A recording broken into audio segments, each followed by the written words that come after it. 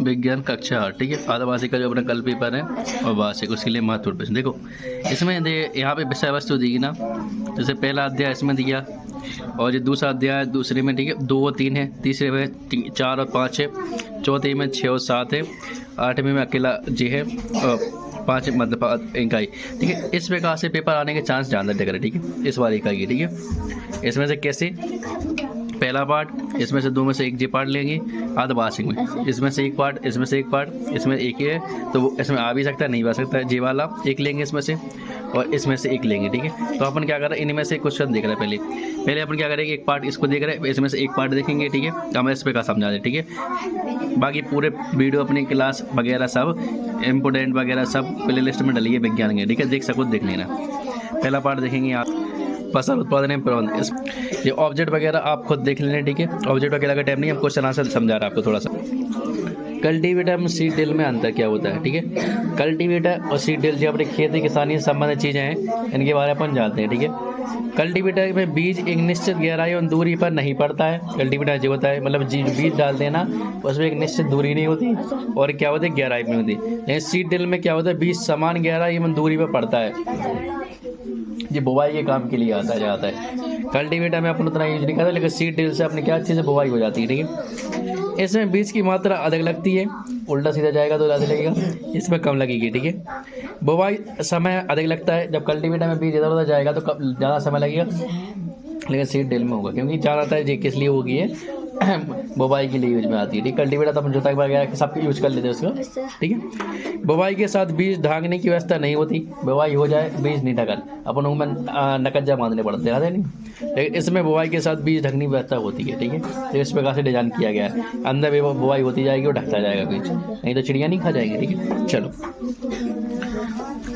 उर्वरक क्या होता है, इनको अपने देसी भाषा में समझे तो उर्वरक क्या होती है। उर्वरक एक लवण या कार्बनिक यौगिक होता है जिसमें फसल के पौधों के लिए आवश्यक पोषक होता है। क्या होता है ये फसल के लिए आवश्यक पोषक, अगर ये नहीं मिले तो आपकी फसल नहीं होगी, सीधी बात है। बिना उर्वरक शक्ति के, मतलब उर्वरक के फसल नहीं होगी, क्या बांझ है, जमीन बंजर है, इस वजह से, क्योंकि उस पास में ये नहीं है उर्वरक शक्ति। समझ में आई चीज़, समझ में आई, इसको अच्छे से पढ़ लेना, बस आपको थोड़ा दिमाग में बैठानी चाहिए उसके तरह। खेतों में पाए जाने वाले 3 सामान्य खरपतवार, ये क्या खरपतवार क्या होती है अपने जानते हैं, जो आवश्यक चीज़ होती है, जैसे आपकी क्या होगी, नोनिया, चौलाई, बथुआ, ये क्या आवश्यक है, कछु काम के नहीं है, जो अपने आदन हुआ थे, ठीक है, ना बीज डालने ना कछु डालने, ठीक है। खरपतवार नाशी, अब जो खरपतवार जी इनको नाश करे वो नाशी हो जाएगा, मतलब खत्म कर दे, बात खत्म। मिट्टी क्या होती है, अब मिट्टी तो अपन लोग जानते हैं क्या होती है, और फसलों को पौधों की वृद्धि में मिट्टी के विभिन्न कार्य क्या है। तो पृथ्वी की ऊपरी परत, जो ऊपर की परत होती है वही तो मिट्टी है ना, ऐसा तो नहीं जमीन के 2 किलोमीटर अंदर गए और जोतने लगे, तो समझ नहीं है, ऊपर की जो परत होगी वही तो मिट्टी होगी ना। मिट्टी पौधों की वृद्धि के लिए आवश्यक पोषक तत्व है, मिट्टी में तो पोषक तत्व, हाथ से डालते तो नहीं है तुम। मिट्टी में उगते हुए पौधों को जल प्रदान करती है, मिट्टी में जल मिलत कि नहीं मिलत, अब जल पानी बराबर के टाइम चल रहा हो, जल डाल दे उसमें, पानी मिट्टी में डाल देना, फिर बाद में मिट्टी देते रहते पानी वगैरह, अपन तो एक बार डाल देना और अपन के कच्छु दिन के लिए फसल हो जाती नहीं हो जाती। तो जो समझ में चीज़, मछली का तेल, जो मछली से प्राप्त हुई मछली का तेल, इसमें विटामिन डी भरपूर मात्रा में होता है। फिर वो कटाई पर्वों के नाम, ठीक है, जुताई किसे कहते हैं, तो आप चीज़ें, ठीक है। अपना क्वेश्चन है खरीफ और रबी, ये फसल क्या होती है। देखो, वर्षा ऋतु में उगाई जाने वाली, जो वर्षा ऋतु में उगे वे कौन सी हो जाएंगी अपनी फसलें, खरीफ की, जैसे अपनी कौन धान, मक्का, सोयाबीन, वर्षा ऋतु में होती, बिल्कुल। रबी कौन सी है, जो शीत ऋतु में उगाई जाने वाली फसलें, जो शीत ऋतु में, अब अपने गेहूँ वगैरह बेहो कि नहीं बेहो, ठंडे को समय गेहूँ होगा, चना होगा, मटर होगा, सरसों, जो अपने शीत ऋतु में, जो शीत ऋतु में बेही जाए रबी की फसलें, और जो वर्षा ऋतु में उगाई जाए कौन सी, खरीफ की फसलें। ध्यान रखो इस चीज़ का। खाद देने से फसलों को क्या क्या लाभ होता है। जैविक खाद के तो 3 लाभ लगो। जैविक खाद उर्वरक की अपेक्षा अधिक अच्छी मानी जाती है। क्यों? जैविक खाद वही गोबर वगैरह से बने, जो अपनी गोबर से कचरा वगैरह कूड़ा उससे बने, ठीक है, वो सबसे अच्छी बने। खाद से फसल देखो, इससे मिट्टी की जल धारण क्षमता बढ़ती है। अगर खाद डालेंगे अपन तो जल धारण, जैसे मिट्टी में पानी ज़्यादा समय तक रुको रहे, ठीक है, ज़्यादा अब्जॉर्ब करे, ज़्यादा सोख सके। इससे मिट्टी भुरभुरी एवं सरंद होती है। भुरभुरी मिट्टी हुई है, सरंद हुई है, तभी तो तुम्हारा पेड़ पौधा उपज पे पथरा पे हो पेड़ पौधो नहीं, वो भी तो मिट्टी है, पथरा तुम्हारा पथरा भी मिट्टी है, लेकिन वो क्या है कठोर रहता, लेकिन मिट्टी क्या है तो भुरभुरी होत और सरंद होत, तभी तो लेपल, जिसके कारण गैस विनिमय सरलता से होती है। इसमें मृत जीवाणु की संख्या में वृद्धि हो जाती है। मृत जीवाणु मतलब जो भुरभुरी का मिट्टी को जो उसको ऐसा मतलब हवा आसपास हो सके, ठीक है।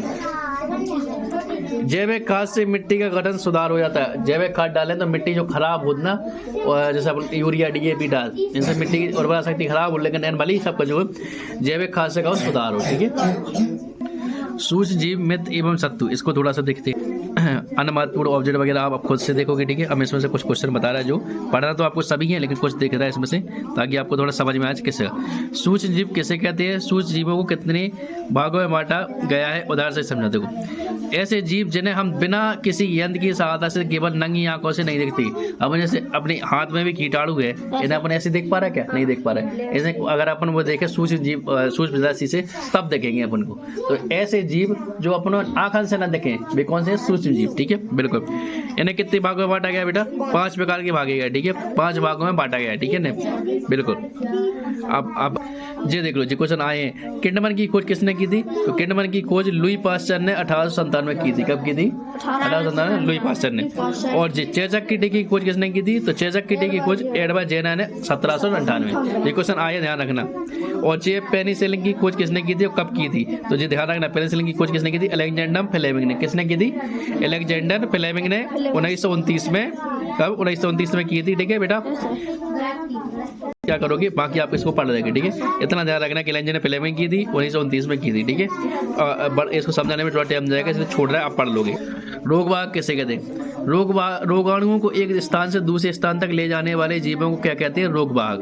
मतलब एक बीमारी को दूसरे बीमारी तक ले जाए। जैसे मधुमक्खी देखी तुमने, घरेलू मक्खी है, अपने घर पे देखे को मिले, लेकिन कोनो बीमार है तो वह क्या कहते, जैसे कोनो उल्टी पे बैठ गई और वह मक्खी जाकर तो हाथ पे बैठी या सांस के पास में बैठी और अपन ने वो ले ली, तो क्या है, जो फैलते हैं जीवाणु। तो जी क्या कहती है? घरेलू मक्खियों की हैजा, क्षय रोग, पेचिश के जीवाणुओं की वाहक है। जो घरेलू मक्खी है, हैजा फैलाती, क्षय रोग TB फैलाती, पेचिश फैलाती, ठीक है, इनकी वाहक है। कौन सी चीज? तो भाई घरेलू मक्खी। समझ में आई चीज? चित्र में दिए गए सूक्ष्म जीव का क्या नाम है? यह सूक्ष्म जीव किस बैग में आता है? इस बैग द्वारा होने वाले किस रोग का नाम है? जी आया चित्र रखना। तो ये क्या है? ये अमीबा है। क्या है? ये अमीबा। ये कौन से बैग में आता है? प्रोटोजोआ। और किसका बैग? कौन से? मलेरिया का, ठीक है, ध्यान रखना।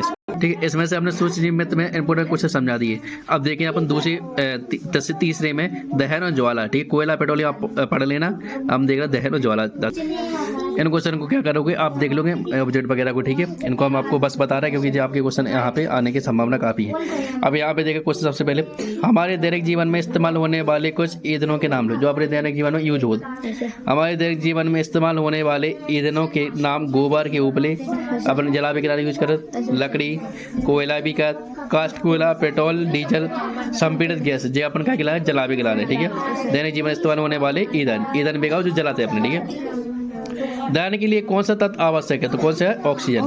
बिना ऑक्सीजन के आपका दहन नहीं होगा, जलेगी नहीं, ठीक है, ध्यान रखना। ज्वलनशील पदार्थ कैसे होते हैं? जिन पदार्थों का ज्वलन ताप बहुत कम होता है, मतलब तुरंत आग पकड़ ले, थोड़ा सा टच हुआ कागज में आग पकड़ ले, तो वो कौन सी कहलाती है? ज्वलनशील, ठीक है। तीव्र दहन, जब गैस तेजी से जलती है, अपन ने देखो गैस में आग बहुत जल्दी से हो सकती है, तो वो क्या कहलाता है? तीव्र ज्वलन कहलाता है, बिल्कुल। जलती हुई माचिस की तिल्ली, देखो माचिस इतनी जलाई अपन ने और थोड़ी सी आग में लगा, कितनी जल्दी जल जाता है, वही को तीव्र ज्वलन है। स्वतः दहन, जो स्वतः विस्फोट, जो पढ़ लेना इनको, ठीक है। जंतु में जलन, थोड़ा सा इसमें देखेंगे, ऑब्जेक्ट को आप देख लेना, ठीक है, आते हैं। लैंगिक एवं अलैंगिक जनन किसे कहते हैं? जी क्वेश्चन आता है, 100% ध्यान रखना। लैंगिक जनन क्या होता है? वह जनन जिसमें नर और मादा, जिसमें नर और मादा की आवश्यकता होती है, वो किससे होती है? लैंगिक, ठीक है। युग्मक का संलयन होता है, लैंगिक जनन कहलाता है, ठीक है, नर मादा का, ध्यान रखना। अलैंगिक में क्या होता है? इसमें नर मादा की जरूरत नहीं होती, ये ध्यान रखना, आया है बहुत बार, ठीक है। अब इसमें क्या, नर का जनन अंग कौन से है? चित्त का, थोड़ा समझिए। जी क्वेश्चन इतना इंपॉर्टेंट नहीं है, बाकी देख लेना आप।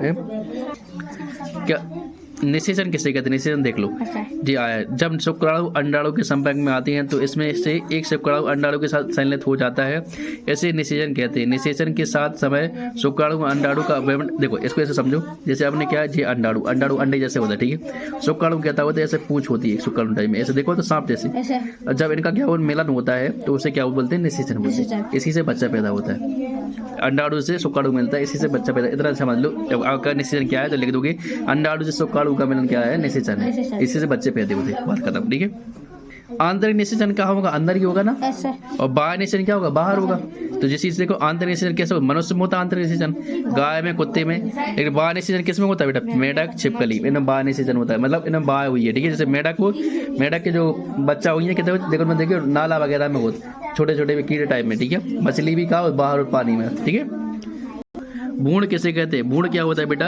निषेचन के परिणाम स्वरूप एक मज बनता है जो विकसित होकर भ्रूण में परिवर्तित होता है। जब निषेचन हो चुका होता है तो उससे क्या होता है? एक भ्रूण का विकास होता है, किसका? बच्चा बनता है छोटे में, ठीक है।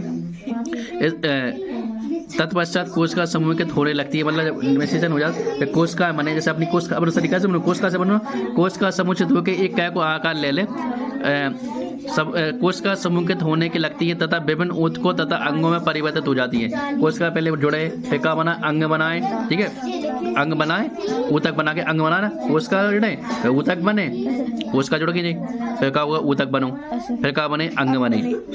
इसे क्या कहते हैं? भ्रूण कहते हैं। समझ में आई?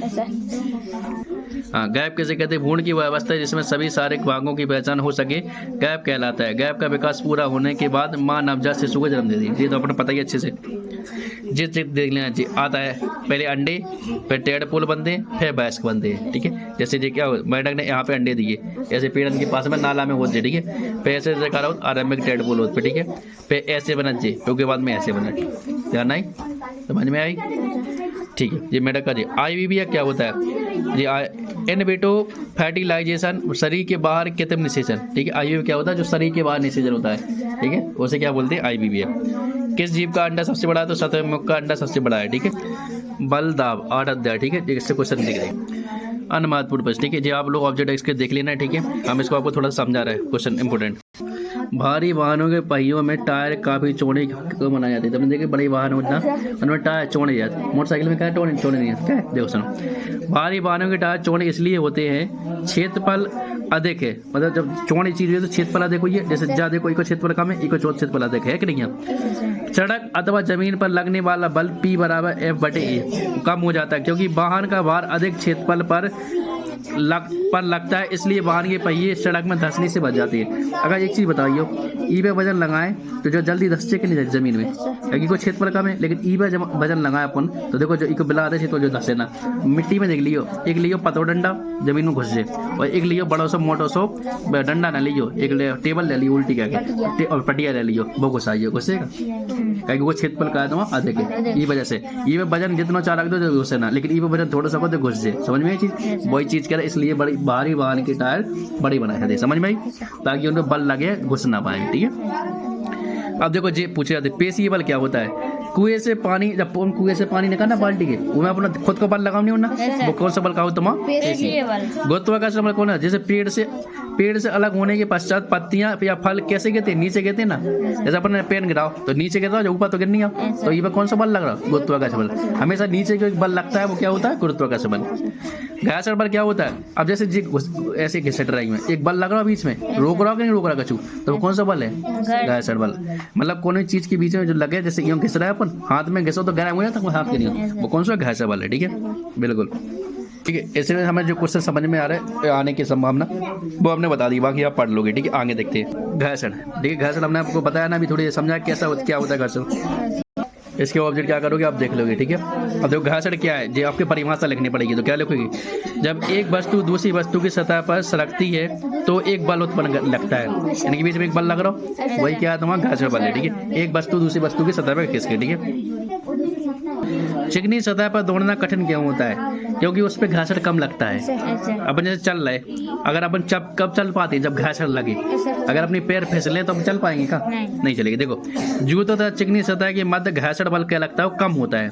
देखा होगा तुमने, जहाँ पे घर्षण बल कम होगा वहाँ फिसल जाते हैं अपन लोग। तो इसलिए वजह से क्या होता है, चिकनी सतह पे अपन क्या घर्षण बल कम लगता है, इस वजह से क्या होता है, वहाँ पे फिसल जाती है।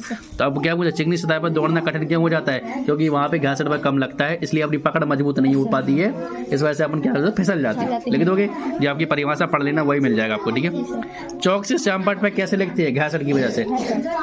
चौक के बीच में, बोट के बीच में घर्षण होता कि नहीं होता, इस वजह से लिखता है। जी भी पढ़ लेना आप, ठीक है। घर्षण हमने आपको समझा दिया है, आप इस बात से इसके क्वेश्चन पढ़ लोगे तो आपको समझ में आ जाएगा पूरी तरह से क्या चीज़ होती है, ठीक है। अब हम इनके जो आपके 3 चैप्टर है ना, विद्युत धारा, रासायनिक प्रवाह, ठीक है, इसमें से क्वेश्चन इंपोर्टेंट देंगे, ठीक है। आधावासिक के लिए और भाषिक के लिए तो होने ही वाला है, क्योंकि जो आपके शब्द वही मिलने वाले हैं, वही चीज़ रहने वाली है। अनुमादपूर्ण प्रश्न, इसके ऑब्जेक्ट वगैरह आप देख लोगे, ठीक है। इसमें जो क्वेश्चन इंपोर्टेंट लग रहा है वो आपको बता दे, ठीक है। यहाँ पे सुचालक तथा हीन चालक किसे कहते हैं? देख लो, सुचालक क्या होते हैं? जो पदार्थ अपने से होकर विद्युत धारा को प्रभावित होने देते हैं भी क्या कहते हैं? सुचालक। जैसे हमने एक तार लाओ, क्या को, लोहे को ले लाओ, वो पे हम करंट ना छुआएं, ये तो करंट, जैसे तार ले लो, ये पे करंट तो छुआ लोहे के तार पे, तो ये तो चलो कि ना चलो, बिल्कुल जी, तो ये क्या हो जाए, सुचालक हो जाए। जैसे एल्युमिनियम, चांदी, लोहा, तांबा, जे ने एग्जाम्पल दिया, एल्युमिनियम से भी हो जाए, चांदी से भी, लोहा से, अपन क्वाले देख चुके अच्छे से, पता है अपन डीप। अब हीन चालक क्या हो? जो पदार्थ अपने से होकर विद्युत धारा को आसानी से प्रभावित नहीं होने थे, वे क्या होते थे? हीन चालक। जैसे लकड़ी से तुम ना करंट चबा, लकड़ी में पहुंचे कहाँ तक, अपन तार भी लकड़ी से डाल के ना, कहीं करंट नहीं होता। पॉलीथिन में नहीं होता। रबड़ से नहीं, प्लास्टिक। तो समझ में आएगी क्या होगा, इंपोर्टेंट क्वेश्चन आया भी है, ठीक है। आसुत जल में विद्युत का चलन क्यों नहीं होता? कारण लिखिए। आसुत जल का हो तो मतलब आज देख चलो, आसुत जल लवणों से मुक्त होने के कारण विद्युत का हीन चालक होता है, इसलिए विद्युत का चलन नहीं करता। आसुत जल में क्या हो, जो आपके जैसे नमक जो अपना पानी है, वो नमक में लोहत ना, थोड़ा सा सोडियम क्लोराइड, मतलब में पॉजिटिव और नेगेटिव चार्ज रहती नहीं पानी में। तो जो पानी का हो, शुद्ध पानी हो, उसमें का हो, शुद्ध आसुत की बोले शुद्ध पानी को, ठीक है। जो शुद्ध पानी हो उनमें जो पॉजिटिव और नेगेटिव का निकाल लाया जाता, ये निकल जाए तभी तो मुकाबले तुम्हारा शुद्ध आसुत जल बने तुम्हारा। तो जब ये करना होगी तो भाई लाइट नहीं प्रभावित हुई है, क्योंकि लाइट को चाहिए नेगेटिव और पॉजिटिव कट हमेशा। तो ई वजह से जो आसुत जल में का और लाइट प्रभावित नहीं होता, ठीक है, ध्यान रखिए।